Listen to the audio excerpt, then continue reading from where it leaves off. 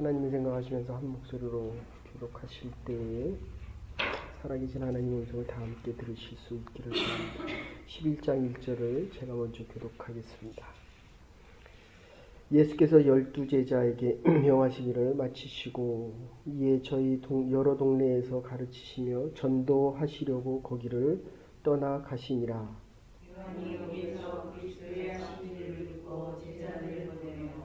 예수께 여짜오되 오실 그이가 당신이오니까 우리가 다른 이를 기다리오리까.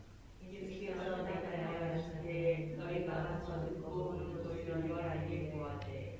소경이 보며 안진뱅이가 걸으며 문둥이가 깨끗함을 받으며 귀머거리가 들으며 죽은 자가 살아나며 가난한 자에게 복음이 전파된다 하라.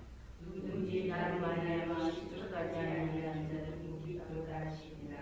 저희가 떠나매 예수께서 무리에게 요한에 대하여 말씀하시되 너희가 무엇을 보려고 광야에 나갔더냐? 바람에 흔들리는 갈대냐? 그런데 너희가 무엇을 보려고 나갔더냐? 부드러운 옷 입은 사람이냐? 부드러운 옷을 입은 사람들은 왕궁에 있느니라. 그러면 너희가 어찌하여 나갔더냐? 선지자를 보려더냐? 옳다. 내가 너희에게 이르노니 선지자보다 나은 자니라. 기록된 바 보라, 내가 내 사자를 내 앞에 보내노니 저가 내 길을 내 앞에 예비하리라 하신 것이 이 사람에 대한 말씀이니라. 내가 진실로 너희에게 이르노니 여자가 낳은 자 중에 세례 요한보다 큰 이가 일어남이 없도다. 그러나 천국에서는 극히 작은 자라도 저보다 크니라. 세례요한에게서 지금까지 천국은 칭송을 당하니 칭송하는 자는 빼앗느냐. 모든 선지자와 및 율법에 예언한 것이 요한까지니. 만일 너희가 지기라고 받을진대 우리가 하는 엘리야가 곧 이 사람이니라. 같이 보십시다. 귀 있는 자는 들을지어다.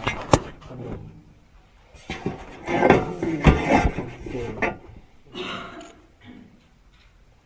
혹시 기억하실지 모르겠지만 이성계의 아들 이방원이 하여가를 이렇게 이야기합니다. 이런들 어떠하리 저런들 어떠하리 만수산 드렁치기 얽혀짐들 어떠하리 우리도 이같이 얽혀서 100년까지 누리리라.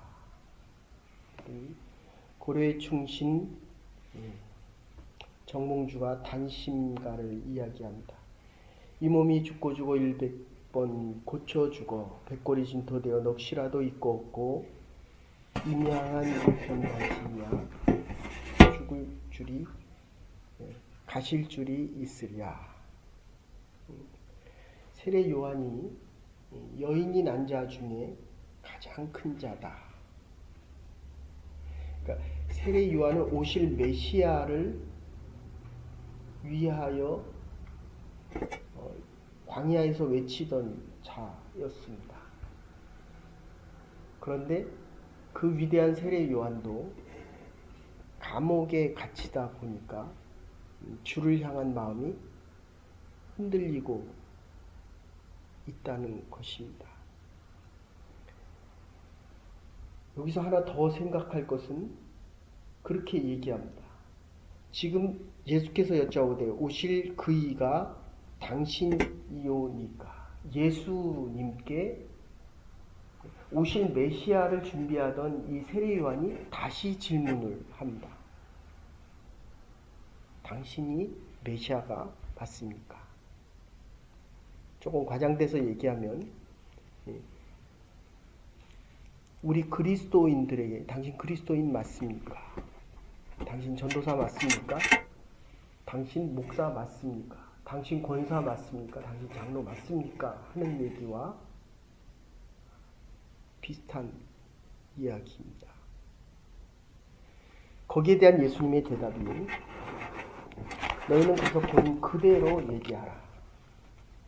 안진뱅이가 걷고 눈먼 자가 눈을 뜨고 귀머거리가 듣고 그리고 죽은 자가 살아난 이것을 그대로 가서 이야기하라. 거기에 대한 두 번째 대답은 나로 인하여 실족치 아니하면 복이 있도다. 그러니까 어떠한 굴욕을 당해도 어떠한 부끄러움이 있어도 어떠한 실패가 있어도 어떠한 어려움이 있어도 나를 위하고 그리고 나를 따라오는 자 실족하지 않으면 복이 있도다. 많은 분들이 읽으신 책 중에 그리스도를 본받아 토마스 아켄피스가 쓴 책이 있습니다. 그리스도만을 따르고 그리스도만을 위하여 그리스도만이 나의 모든 것. 어거스틴에게도 어거스틴이 기도할 때 똑같이 하나님께서 물어봅니다. 네가 원하는 게 뭐냐? 하나님이 원하시는 그 하나를 원합니다. 그리스도를 본받아 이 책에서도 그렇게 이야기합니다. 네가 원하는 게 뭐냐? 그리스도 외에는 원하는 것이 없습니다. 세례 요한에게 똑같이 지금 예수님께서 말씀하시는 것입니다. 네가 나를 위해서 먼저 왔고 오실 메시아를 얘기하는 겁니다. 그래서 오늘 본문에 보면 이제 율법의 마침이다 라는 이야기를 합니다. 율법은 오실 메시아가 죽어야 한다는 이야기입니다. 우리의 죄를 위하여 죽어야 된다는 거 얼마나 당연합니까? 그러니까 세례요한 너도 나를 증거하듯이 율법의 마침이 되면 율법에 대해서는 죽어야 네가 의에 대해서 살아난다는 것입니다. 혹시 만약에 세례요한이 감옥에서 목배임을 당하지 않고 헤롯에 대해서 목배임을 당하지 않고 살아났다고 만약에 가정을 해도 지금 네가 도대체 광야에 왜 나갔느냐? 부드러운 옷을 보러 갔느냐? 흔들리는 갈대를 보러 갔느냐? 흔들리는 갈대는 군중들을 이야기합니다. 그리고 세례 요한의 제자들의 흔들리는 모습을 봅니다. 그리고 세 번째로는 세례 요한 자신이 지금 흔들리고 있다는 겁니다. 예수님을 위하고 메시아를 위하고 준비하는 자로 왔음에도 불구하고 세례 요한은 얼마나 많은 사람들이 광야에 나가서 메뚜기와 석청 그리고 야켓토롯을 입고 오실 메시아에 대해서 증거할 때 얼마나 많은 사람들이 세례 요한을 따라갔습니까? 그런데 그 많던 사람들이 이제 그를 버리고 예수를 따르기도 하고, 근데 이 성서학자들은 그렇게 얘기합니다. 세례 요한을 따르던 제자들이 예수에게 얼마나 왔느냐? 그렇게 많이 오지 않았다는 겁니다. 그러니까 한참 인기가 있고 모든 사람, 이게 부드러운 옷은 잘 먹고 잘 사는 궁중의 사람들, 높임을 받는 사람들입니다. 그런데 이 흔들리는 갈대 군중들을 이야기하는데 이 군중들은 예수님께서 5,000명을 먹이실 때에 보리떡 5과 물고기 2마리로 먹고 예수 그리스도의 살과 피를 먹을 때 호산나 호산나 다윗의 자손이요 라고 외칠 때 수많은 사람들이 외쳤지만 정작 예수님께서 있었던 그곳, 그러니까 예수님께서 십자가를 지기 위하여 오신 그곳에 있는 자들은 베드로 포함해서 사실은 아무도 없었다는 것입니다. 여기서 우리가 하나 생각할 것은 예수님께서 같은 질문을 하십니다. 도대체 네가 광야에서 오실 메시아 나를 증거하러 갔을 때 부드러운 옷을 위하여 갔느냐? 흔들리는 갈대를 위하여 갔느냐? 군중에게 높임을 받기 위하여 갔느냐? 여러분, 갈대라고 하는 것은 물만 주면 쉽게 자랍니다. 아주 3m, 4m 잘 자랍니다. 뿌리는 있지만 작은 바람에도 흔들립니다. 이게 보통 예수를 믿는 어쩌면 군중들의 모습이고 그리고 어쩌면 우리들의 믿음인지도 모르겠습니다. 뿌리는 있습니다. 그러나 쉽게 흔들립니다. 우리가 다른 사람의 말을 듣고 우리의 믿음이 얼마나 쉽게 흔들립니까? 그러니까 예배 자리에 나오던 사람들이 며칠만 예배에 나오지 않아도 쉽게 흔들립니다. 갈대 같은 믿음입니다. 그리고 우리가 보기에 좋은 이 부드러운 옷이 있는 곳은 우리가 좋아하고 쉽게 찾아갑니다. 그러나 쉽게 흔들리고 쉽게 떠납니다. 요 갈대의 의미, 군중들의 의미는 갈대는 속이 비어 있습니다.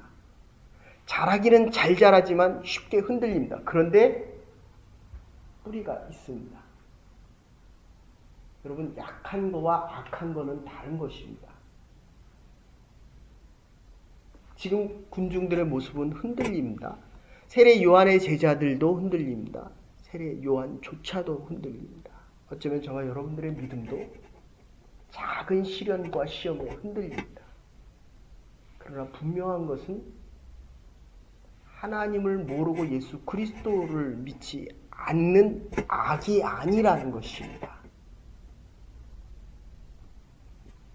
세례 요한도 흔들리고 있습니다. 그래서 원어상으로 보면 이 부드럽다라고 하는 갈대와 부드럽다. 갈대는 칼아모스라는 용어를 씁니다. 부드럽다고 하는 것은 말아코스, 이 식구가 비슷한 식구입니다. 그래서 이 흔들리는 갈대, 이 군중들이 주님을 쫓아가고 그가 메시아인 것을 아는데 그들이 원하는 것을 메시아가 예수 그리스도가 주지 않았기 때문에 흔들린다는 것입니다. 왕으로 오시는 줄 알았습니다. 종으로 오시는 것은 이 군중들은 알지 못했고, 우리가 그리스도를 믿을 때 교회에서도 여러분들 축복에 대한 얘기, 이 부드러운 옷에 대한 이야기를 하면 사람들이 좋아하고 많이 모입니다. 근데 십자가를 이야기하면, 죄를 이야기하고 회개를 이야기하면 싫어합니다. 우리가 어려움을 당하면 우리의 믿음이 흔들립니다. 그래서 이 흔들리는 갈대, 첫 번째는 군중의 의미가 있고, 사람들이 따라주던 한때는 위대한 선지자로 느껴지고, 그런데 이 감옥에 있을 때는 스스로의 마음이 흔들리고 있다는 겁니다. 이 세례 요한의 원래의 의미는 하나님의 말씀을 의지하고 그리스도를 증거하고 하나님의 뜻이 이루어지면 되는 것입니다. 세례 요한의 뜻이 아닙니다. 하나님의 뜻이라면 세례 요한도 감옥에 가야 되고, 하나님의 뜻이라면 우리가 어려움을 당할 수도 있고 병이 날 수도 있고, 하나님이 원하신다면 우리가 원치 않는 곳이라도 가야 하는 것입니다. 그런데 자기가 광야에서 외치고 수많은 군중들이 쫓을 때는 믿음이 좋은 줄 알았는데, 어쩌면 우리가 신앙생활하면서도 모든 사람들이 우리를 높여줄 때는 우리의 믿음이 좋은 줄 압니다. 저도 500명, 1000명 앞에서 설교할 때는 제가 대단한 줄 알았습니다. 그런데 시간이 지나 보니까 그렇지 않을 때도 있다는, 아마 감옥에 갖다 놓고 조금 더 나가서 제가 병들어 죽게 되면 저의 믿음도 흔들릴 것입니다. 그러나 중요한 것은 하나님의 뜻이 먼저라는 것을 지금 세례 요한이, 우리 자녀들이 잘 되는 거 좋죠. 근데 안 될 때도 있거든요. 그러면 우리는 그렇게 얘기합니다. 저 사람의 믿음에 뭔가가 잘못이 있다. 아닙니다. 믿음이 약한 것뿐입니다. 믿음이 악한 것이 아니라, 우리가 악하게 살아가고 있는 것이 아니라 갈대처럼 흔들리고, 우리도 부드러운 옷을 좋아하지만 많은 사람들처럼 우리의 믿음이 쉽게 흔들리고 있다는 것입니다. 세례 요한의 제자들도 그들의 믿음도 지금 흔들리고 있습니다. 세 번째, 이 흔들리는 갈대의 의미, 바로 세례 요한 자신이라는 것입니다. 여인이 난 자 중에 가장 큰 자임에도 불구하고 지금 세례 요한의 믿음. 주님께서 얼마나 세례 요한의 믿음을 크게 보셨냐면 엘리야다. 그런데 엘리야도 바알과 아세라 850명과 영적인 전쟁에서 승리하고도 그 다음에 그리시네가에 가서 주님, 하나님, 내가 이제 죽게 되었습니다. 이게 사람들의 믿음입니다. 여러분, 하나님께서 우리를 높이 세우실 때